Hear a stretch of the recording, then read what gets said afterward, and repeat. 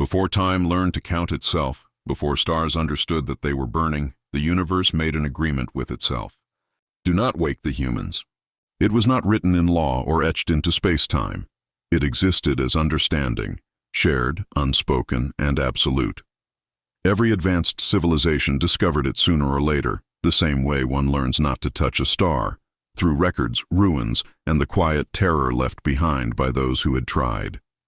Humans were not gone. They slept. Earth drifted peacefully in an unremarkable arm of an ordinary galaxy, wrapped in gentle physics and forgiving constants. To the untrained eye, it was a backwater world filled with fragile creatures arguing over borders and time. But to those who could read deeper patterns, the planet glowed with suppression fields and cognitive dampeners older than most galaxies. Humans were a dormant species. Long ago, before the sleep, humans had been something else entirely. They were not the strongest or the most technologically advanced. Their danger lay elsewhere. Human consciousness was volatile, non-linear, and frighteningly creative. Where other species observed reality, humans interacted with it. Their beliefs altered outcomes. Their stories bent probability. Their emotions carried energy that leaked beyond physical law. They imagined, and reality listened. In their early age, humans had discovered that thought was not passive. Collective belief amplified effects. Dreams shaped equations.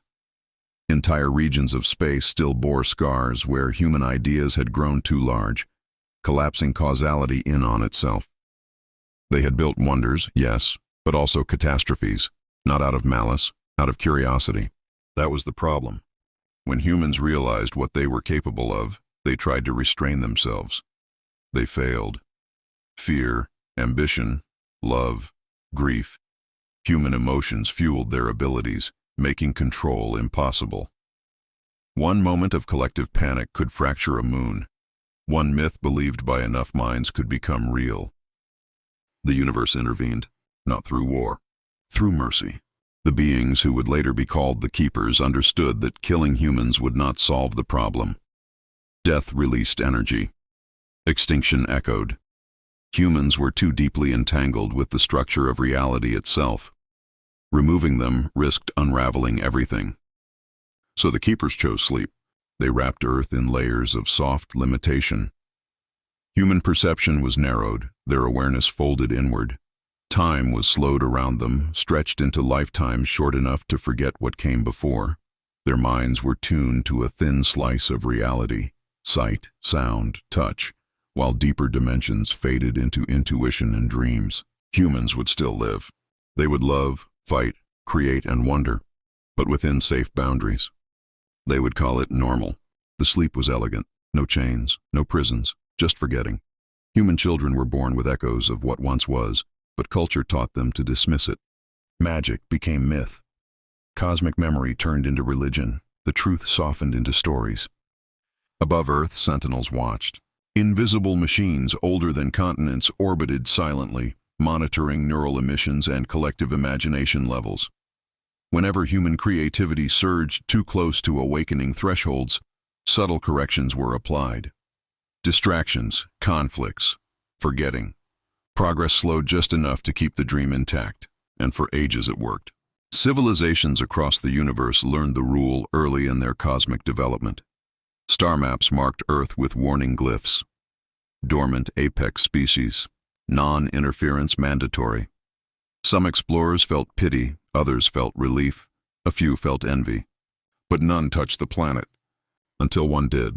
The species that broke the rule was young, barely passed faster than light travel, drunk on discovery and confidence. They called themselves enlightened, rational, immune to myth. When they encountered the warnings, they scoffed. Superstition, their scholars declared. They scanned Earth and saw nothing threatening.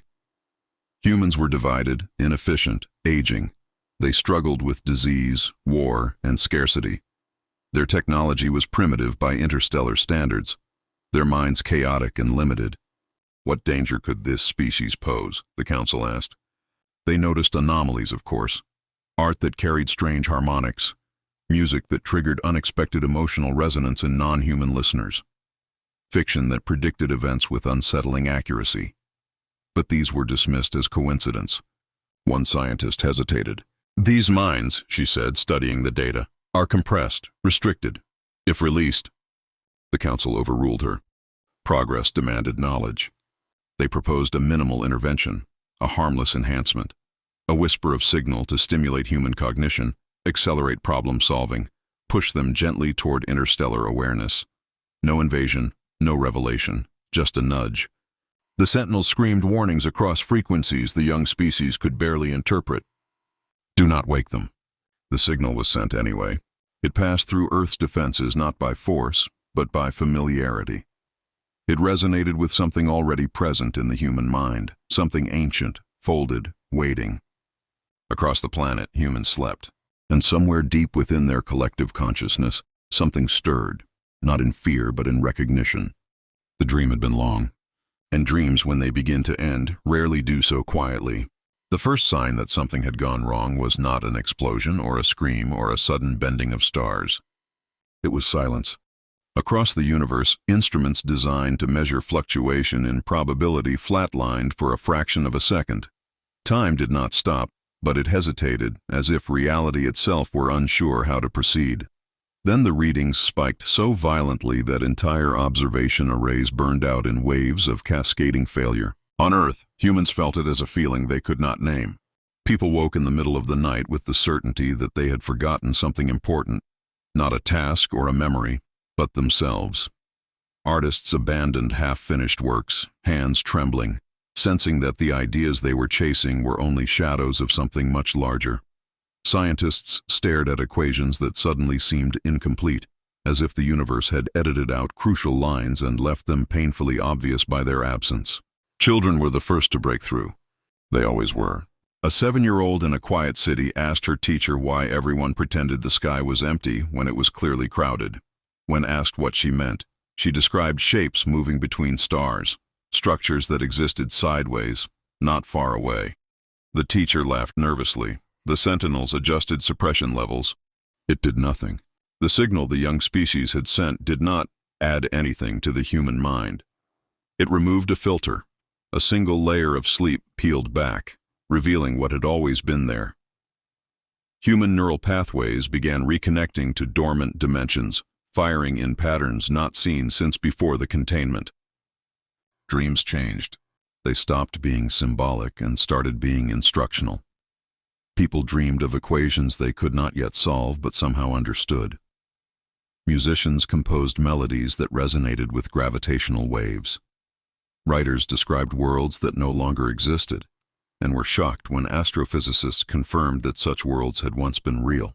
The sentinels tried to compensate. They increased cognitive dampening, flooded human culture with noise, distraction, fear, information overload, division, chaos, the usual tools. Humanity adapted. That was the mistake no one had anticipated. Instead of collapsing under the pressure, humans began cooperating.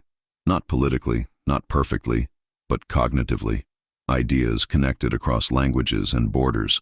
Concepts discovered by one mind appeared simultaneously in thousands of others. Collective imagination synchronized, not enough to be obvious, but enough to be unstoppable. A man staring at the night sky laughed, not because he was mad, because he remembered. He did not know what he remembered at first, only that the stars were not strangers. That space was not empty. That the universe had once answered when humans spoke to it. The laughter carried no threat, no triumph, just quiet amusement, as if he had rediscovered a childhood secret everyone else had forgotten. The keepers arrived then, not in ships but in presence. They unfolded from higher dimensions like shadows cast by concepts rather than bodies. They spoke directly into human consciousness, careful, gentle, apologetic. "Please," they said, "go back to sleep." Humanity listened, and declined. The response was not unified speech, but shared understanding. Humans had changed during their long dormancy. The sleep had stripped away recklessness and sharpened empathy.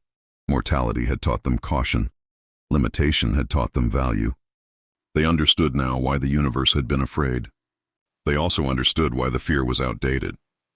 As more humans awakened, reality began to bend, not violently, but creatively.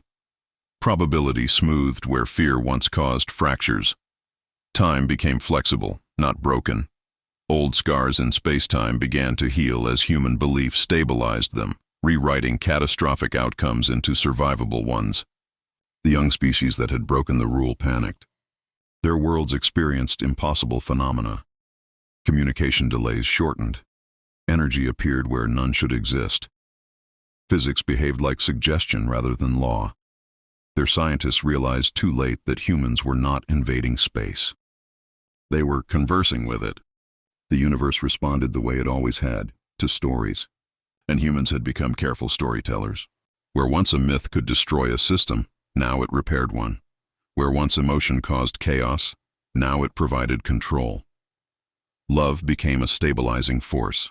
Grief became a boundary. Hope, focused and shared, rewrote trajectories of dying stars. The keepers watched in awe and fear. Humanity did not seek dominion. They did not crown themselves rulers of existence. They asked questions. They listened. They adjusted. They treated reality not as a resource to exploit, but as a narrative to collaborate on. Stars shifted their orbits slightly as if leaning in. Entire civilizations felt something new enter the cosmic background. Not domination, but invitation. A sense that the universe was no longer a fixed machine, but a living conversation. The keepers finally understood. The sleep had not been a prison. It had been a lesson. Humans had needed time to grow into their power without being consumed by it. The long forgetting had taught them restraint better than any law ever could. The final warning echoed across the universe, not as threat, but as truth. The rule existed because humans were unfinished. Now they were awake, and this time they were ready, not to rule the universe, but to help it become something better.